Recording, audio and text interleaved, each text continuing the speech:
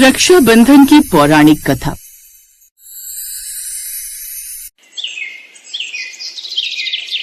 राजा बलि, जो कि एक असुर यानी दानव राजा थे, उन्होंने भगवान वामन को 3 पग भूमि दान करने का वचन दिया था।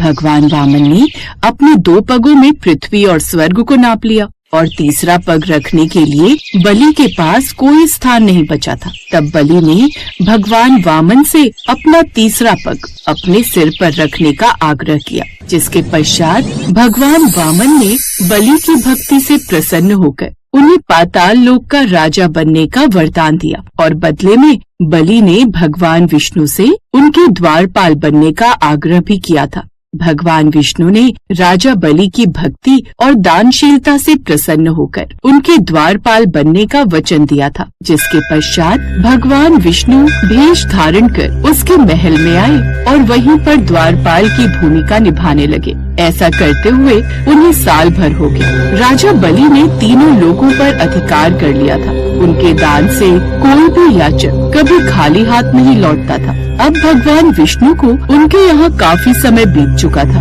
उधर वैकुंठ में माँ लक्ष्मी भगवान विष्णु के बिना उदास रहने लगी। स्वामी के बिना ये वैकुंठ भी सूना लगता है। कितने दिन हो गए उन्हें गए हुए। मेरे मन को शांति नहीं मिल रही है। मुझे अवश्य ही पाताल लोक जाना चाहिए और उनका पता लगाना चाहिए। मैं जानती हूँ वो अपना वचन निभाने गए हैं, लेकिन ऐसा क्या उपाय किया जाए कि वो अपने इस वचन से आजाद हो जाएं? तभी माँ लक्ष्मी को एक विचार आता है, जिसके पश्चात माँ लक्ष्मी एक साधारण स्त्री का रूप धारण करती हैं और पाताल लोक की ओर प्रस्थान करती हैं। वह राजा बलि के महल के द्वार पर पहुँचती हैं, जहाँ भगवान विष्णु स्वयं द्वारपाल के रूप में खड़े होते हैं। अरे, ये तो मेरे स्वामी हैं।